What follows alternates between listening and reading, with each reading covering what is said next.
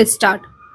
Israel की ओर से Lebanon में हिजबुल्लाह के सरगना नसरुल्लाह को मार गिराए जाने के बाद ईरान ने जिस तरह उस पर मिसाइलें दागी, उसके बाद पश्चिम एशिया के हालात बेकाबू होते दिख रहे हैं। इसलिए और भी क्योंकि इजराइल ने दो टूक कहा है कि ईरान को मिसाइल हमले के नतीजे भुगतने होंगे। इजराइल केवल ईरान पर ही हमले की तैयारी नहीं कर रहा है, उसने लेबनान में हिजबुल्लाह को सबक सिखाने के लिए अपनी सेनाएं भेज दी हैं और वह सीरिया में अपने शत्रुओं पर हमला करने के साथ यमन में हूती लड़ाकों को भी निशाना बना रहा है। हमास, हिजबुल्लाह और हूती वे संगठन हैं जिन्हें ईरान हर तरह का सहयोग और समर्थन देता है। पश्चिम एशिया में अशांति केवल इसलिए नहीं है कि इजराइल फ़लस्तीन को एक अलग देश के रूप में स्वीकार करने को तैयार नहीं। इस अशांति का एक बड़ा कारण ईरान भी है, जो इजराइल का समूल नाश करने की अपनी सनक से ग्रस्त है। ईरान की तरह कतर भी इजराइल विरोधी संगठनों की मदद करता है।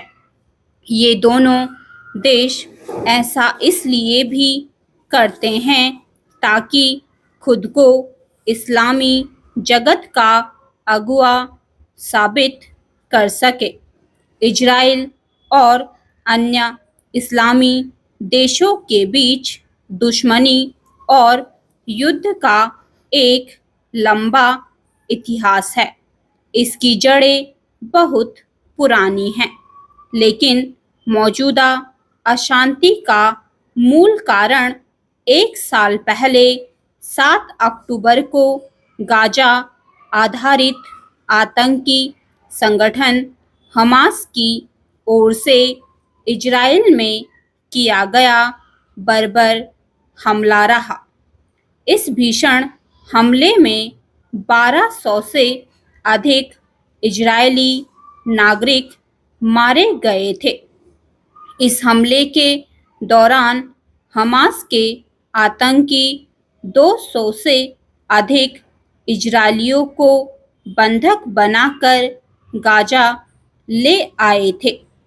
हमास ने इन बंधकों को रिहा कर कोई समझौता करने से इनकार करके गाजा में अपने लोगों को एक तरह से जानबूझकर मरवाने का ही काम किया।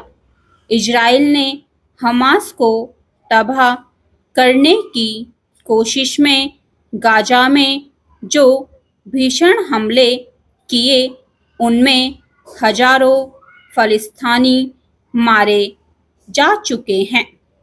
यह सही है कि इजराइल हमेशा ही ईंट का जवाब पत्थर से देता है, लेकिन शायद यदि वह अपेक्षा की जा रही है कि इजराइल संयम बरते और हमास, हिजबुल्लाह जैसे संगठनों को सैन्य शक्ति के बल पर मिटाने की जिद छोड़े, तो ईरान और अन्य इस्लामी देशों से यही अपेक्षित है कि वे इजराइल का नामो निशान मिटाने की मानसिकता का परित्याग करें। वास्तव में इसी मानसिकता के चलते अमेरिका और कुछ अन्य देश हर हाल में इजराइल का साथ देने की नीति पर चलते हैं। स्टॉप।